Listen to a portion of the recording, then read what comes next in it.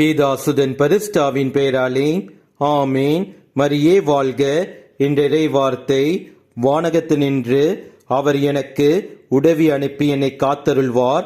என்னை நசுக்குவோரை இழிவுபடுத்துவார். கடவுள் தம் பேரன்பையும் வாக்கு பிறலாமையும் வெளிப்படுத்துவார். He will answer from heaven and save me. He will defeat my oppressors. God will show me his constant love and faithfulness.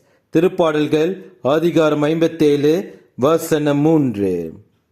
நாம் வெறியோடு விழுங்கும் சிங்கங்கள் போன்றவர்களிடையே நாம் கிடந்தாலும், அவர்களின் பற்கள் ஈட்டியும் அம்பும் போன்றவையாக நமக்கு தோன்றினாலும், அவர்களின் நா கூர்மையான வாள் போன்றதாக நமக்கு இருந்தாலும் நாம் அஞ்ச வேண்டாம். கடவுள் இயேசு கிறிஸ்துவிடம் நம் மீது இரக்கம் வைப்பதற்காக ஜெபிப்போம். அவரிடம் தஞ்சம் புகுவோம்.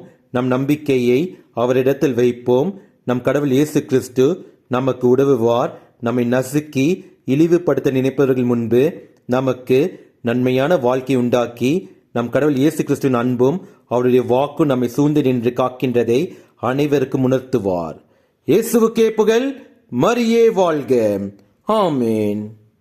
நீதியின் வலக்கரத்தாலே உன்னை தாங்குவேன் நான் அன்பினாலே.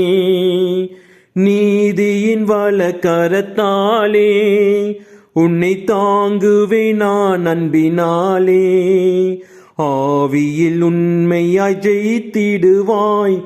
ஆவியில் உண்மையாய் ஜெயித்திடுவாய். தினம் அல்லேலூயா என்றே ஆர்ப்பரிப்பாய். தினம் அல்லேலூயா என்றே ஆர்ப்பரிப்பாய். நான் உன்னை விட்டு விலகுவதில்லை.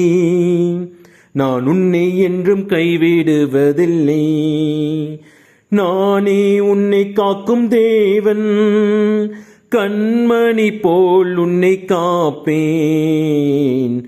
நான் உன்னை விட்டு விலகுவதில்லை. நான் உன்னை என்றும் கைவிடுவதில்லை.